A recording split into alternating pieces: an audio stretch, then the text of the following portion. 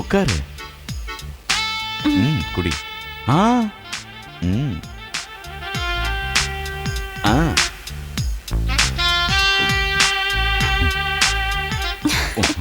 உண்மையில இந்த கல்யாணம்லாம் வெறும் நாடகம்னாலும் உன்னுடைய இந்த பேரழகு என் மனசை கதிகலங்க வச்சிருச்சு. இனிமே என்னுடைய எல்லா சொத்தும் உனக்கு தான். என்னுடைய எல்லா சொத்தும் உனக்கு தான். போடாங்க இது.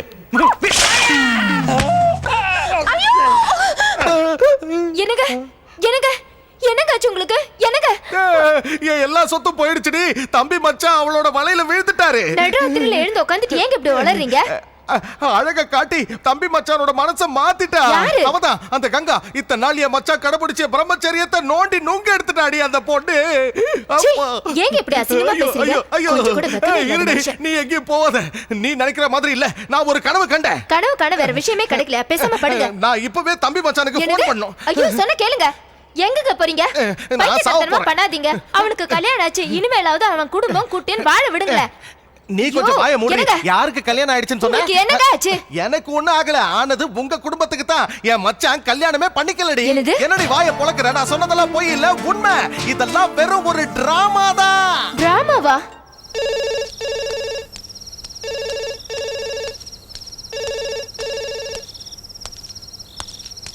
டேய், ஐயோ, நீ ஏன்டா இங்க வந்து உட்கார்ந்திருக்க? போய் படுக்க வேண்டியதானே? அந்த பொண்ணு அங்க இருக்காளே. அட, அவ உனக்காக தான் வெயிட் பண்ணி தூங்காம இருக்கா. எனக்காக எதுக்கு வெயிட் பண்ணோம்? அவளுக்கு தூக்கம் வந்தா தூங்க வேண்டியதானே. ஓங்க ஒண்ணு போட்டனா எழுதுற. அப்பா விடுங்க. வா. என்ன விடுங்க. வாடான்னு சொன்னேன். நான் வர மாட்டேன். என்ன விடுங்கன்னு சொல்றேன்.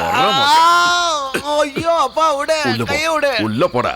அப்பா கைய விடுப்பா.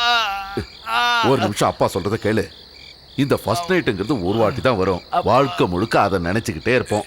இதெல்லாம் சரியா வராது. டேய், சரி வருமா இல்லையான்னு போய் பார்த்தா தானே சரியா தெரியும். வராதுன்னு சொல்றேன். போடா. சரியா? மெதுவா மெதுவா.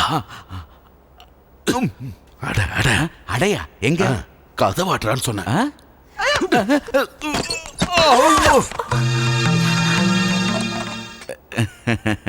சாரி.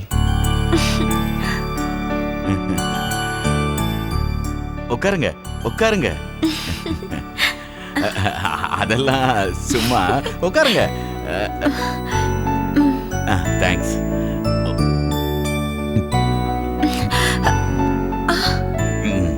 நீ தூங்கிக்கோ. நான் வெளியில போய் படுத்துக்கிறேன். படுத்துக்கோ.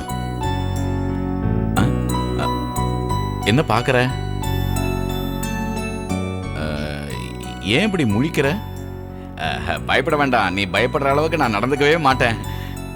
நான் ஒரு கட்ட பிரம்மச்சாரி, அது தெரியும்ல. அதுக்கு எந்த பங்கமும் வராது. ஆஞ்சநேயர் மேல சத்தியம். அதோட நீ ஒரு பணைய பொருள்னு எங்க அப்பாவுக்கோ அம்மாவுக்கோ தெரியாதுல்ல. பொழுது படியட்டும். ஏதாவது ஒரு பொய்ய சொல்லி உங்க வீட்டுல கொண்டு போய் உன்னை விட்டுறேன். 2 நாள்ல அரவிந்த் வந்துருவான்ல. தந்தி கொடுத்தாச்சு. வந்த உடனே டீச்சர் கிட்ட எல்லா உண்மையும் சொல்லி உங்க 2 பேரோட கல்யாணத்தை நடத்த வேண்டியது என் பொறுப்பு. யார் கல்யாணத்தை பத்தி பேசிட்டு இருக்கீங்க? அது சரி, உனக்கும் அரவிந்துக்கும் கல்யாணம். டீச்சரோட உடம்பு இப்ப கொஞ்சம் பரவாயில்ல. அப்ப நாம உண்மையை சொல்லிட வேண்டியது தானே. எனக்கு ஒண்ணுமே புரியலையே. ஒருவேளை உங்க அம்மா சாகிறதா இருந்தா நிம்மதியா சாகட்டுமேன்னு நீ சொல்லிதான் நான் இந்த டிராமா கல்யாணத்துக்கே ஒத்துக்கிட்டேன். அதுபடிதான் நான் நடந்துகிட்டே இருக்கேன். கல்யாண நாடகமா? நான் சொன்னேனா? அட, ராஜபங்கிட்டையும் வரதங்கிட்டையும் நீ சொல்லல அம்மா முன்னாடி தாலி கட்டுற மாதிரி நடிச்சா போதும்னு?